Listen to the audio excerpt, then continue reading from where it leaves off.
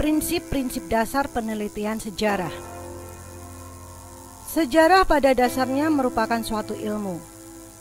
Sebagaimana layaknya ilmu, sejarah memiliki metodologi.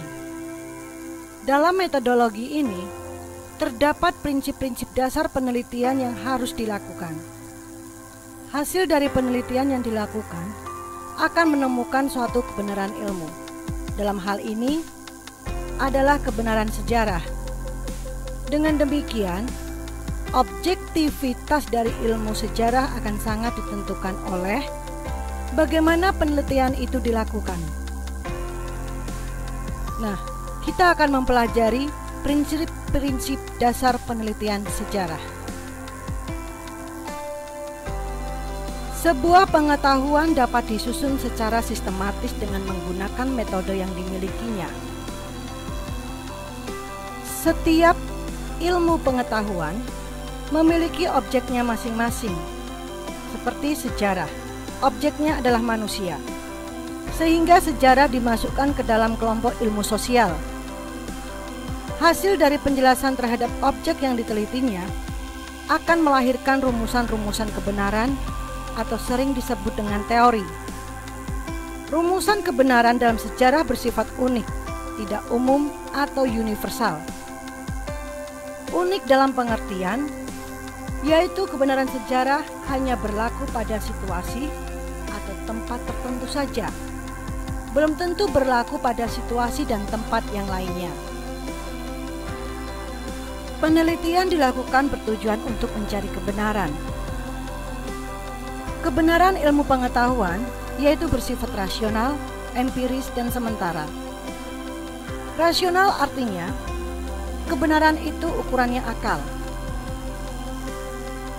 Empiris artinya ilmu itu berdasarkan kenyataan. Dan sementara artinya kebenaran ilmu pengetahuan itu tidak mutlak. Artinya dapat dibantah apabila ditemukan teori-teori atau bukti-bukti yang baru. Kesementaraan inilah yang membuat ilmu pengetahuan itu berkembang terus. Sejarah sebagai ilmu memiliki metode atau langkah-langkah dalam penelitiannya. Dan langkah-langkah dalam penelitian sejarah yaitu sebagai berikut. Ada 5 langkah dalam penelitian sejarah. Pemilihan topik.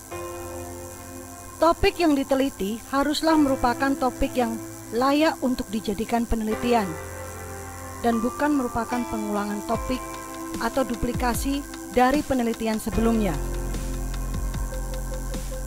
Kelayakan topik penelitian sejarah dapat dilihat dari ketersediaan sumber yang dapat dijadikan sebagai bahan untuk penelitian. Setelah menetapkan topik penelitian, langkah berikutnya adalah pengumpulan sumber atau istilah lainnya disebut dengan heuristik. Sumber yang kita cari adalah sumber yang berkaitan dengan topik yang telah kita tetapkan. Penelitian sejarah, sebagaimana telah dikatakan, merupakan upaya yang dilakukan oleh seorang peneliti untuk mencari kebenaran. Dalam penelitian sejarah, seorang peneliti berusaha menduga dan membuktikan kebenaran tentang apa yang terjadi pada masa lalu. Untuk menguji kebenaran sumber sejarah, maka dilakukanlah kritik sumber. Ini merupakan tahap atau langkah ketiga dalam penelitian sejarah.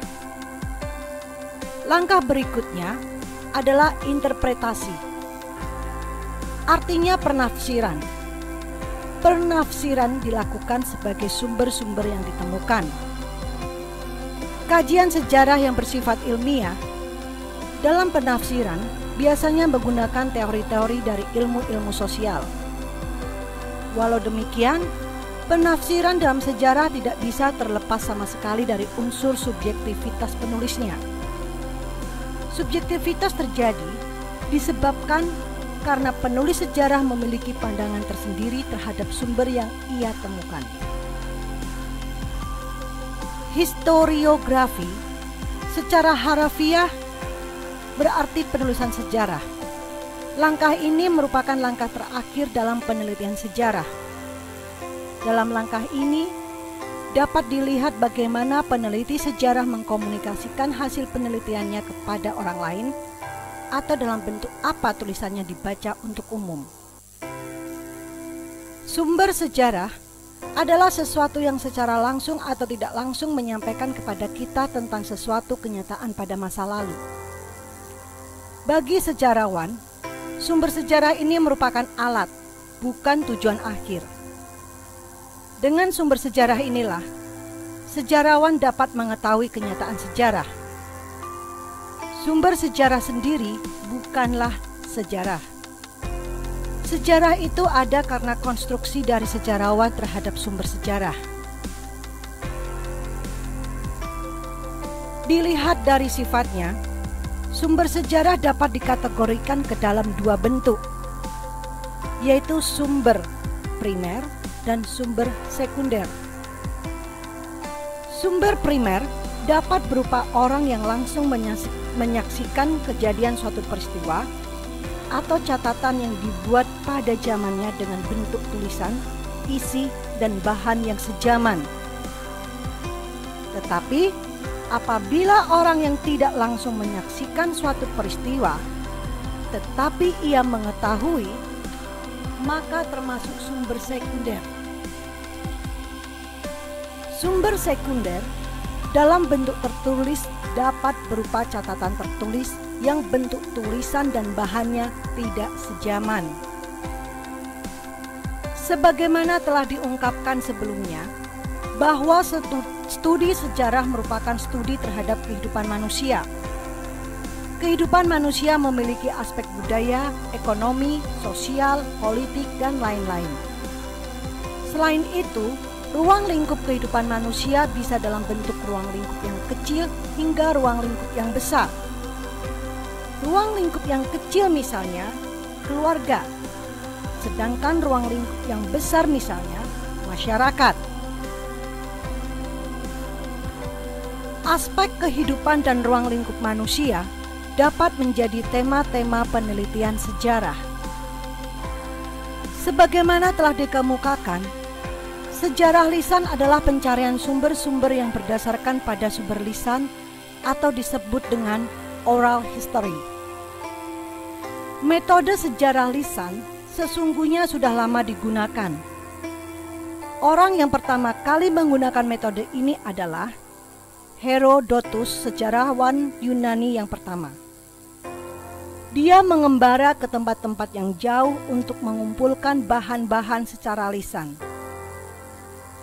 Selain Herodotus, terdapat pula orang Yunani, yaitu Thucydides. Untuk mengetahui sejarah perang Peloponesa, dia mencari kisah kesaksian langsung para prajurit yang ikut dalam perang. Sejarah lisan menjadi suatu metode mengalami perkembangan. Metode ini kembali dilihat oleh para ahli, terutama di Amerika Serikat pada abad ke-20. Penggunaan sejarah lisan mulai diperhatikan kembali oleh para sejarawan karena adanya kekhawatiran orang-orang yang masih hidup dan menyaksikan peristiwa akan meninggal.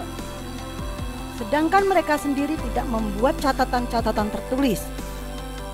Memori yang dimiliki oleh para saksi peristiwa tersebut merupakan sumber informasi yang berharga. Demikianlah materi sejarah lanjutan kali ini. Terima kasih.